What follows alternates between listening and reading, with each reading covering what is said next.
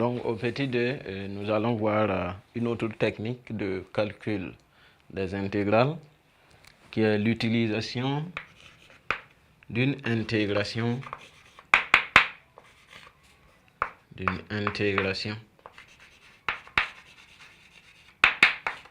par partie. Donc ici il faut savoir que l'intégration par partie est utilisée lorsque nous n'arrivons pas, bien sûr, à identifier une primitive isielle comme au niveau du petit 1. Donc il y a une propriété pour cela. Propriété soit petit u et petit v de fonctions dérivables.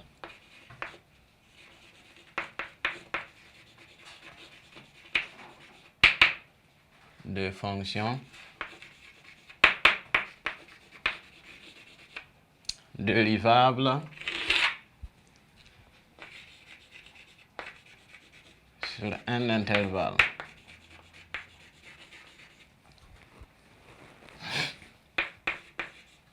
AB.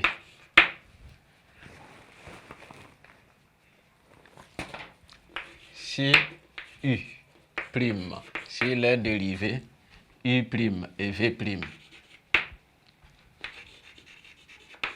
sont contenus sur l'intervalle AB, on a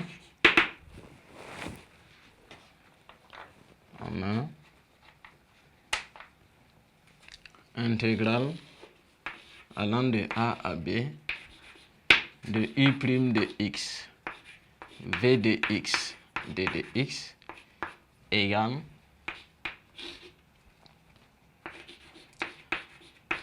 à U de x fois V de x pris entre A et B, moins intégrale allant de A à B de V' de x, U de x, D de x. Donc, l'intégration par partie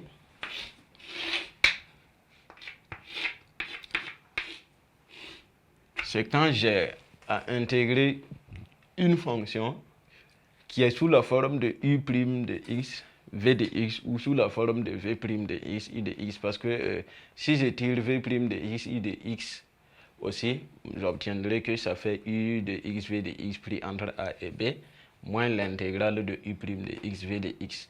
Donc si j'ai à calculer une intégrale qui est composée, dont la fonction là est composée de deux parties, et que je n'arrive pas à trouver bien sûr une primitive pour la fonction, alors je peux penser à une intégration par partie, identifier qui est la dérivée et qui est la primitive, donner bien sûr la primitive pour la dérivée ici et dériver la fonction ici et tout simplement appliquer la propriété. Alors ça vient de comment dériver U fois V. Donc on sait que U fois V c'est U' V plus V' fois U. Donc c'est là-bas seulement on applique une propriété de l'intégrale et la formule sort. Donc on peut voir maintenant en grand 4 l'utilisation donc du calcul intégral pour calculer des aires et donc des volumes.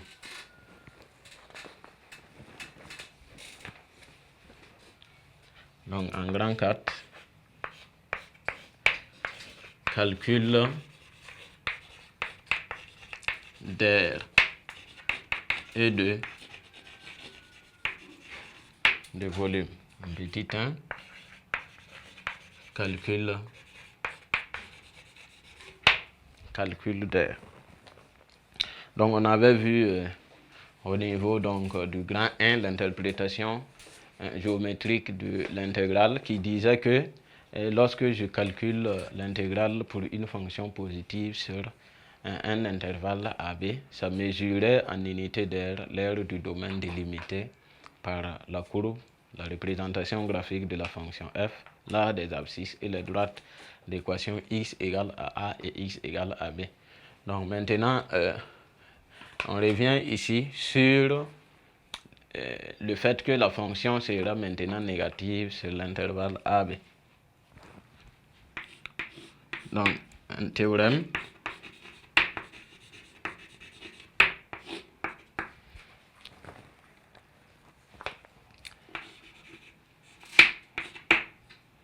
on va prendre théorème 1, soit f,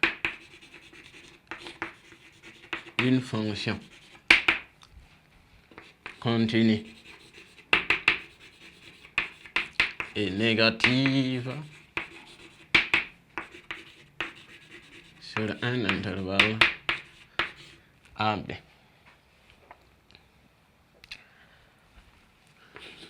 L'aire du domaine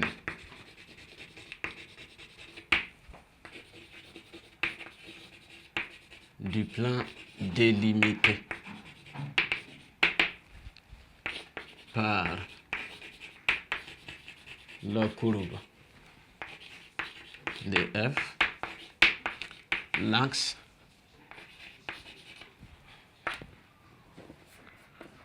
des abscisses et les droites d'équation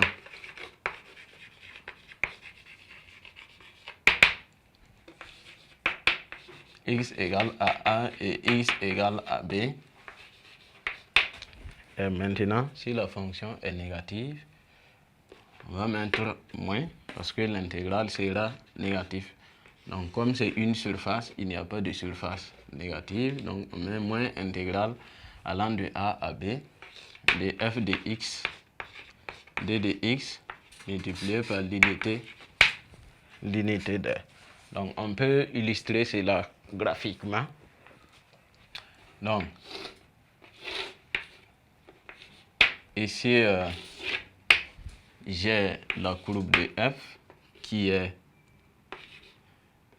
entre A et B. C'est négatif. Donc si c'est négatif, ça se trouve tout simplement en bas. Donc ici, l'aire A ici égale à moins intégrale allant de A à B de f de x d de x multiplié par l'unité d'aire. Donc si c'est négatif, ou bien je peux permuter les bornes. Là, ça va rester tout simplement A égale à intégrale de B de f de x d de x allant de B à A multiplié par l'unité d'aire. Donc ça reste la même chose. Théorème 2.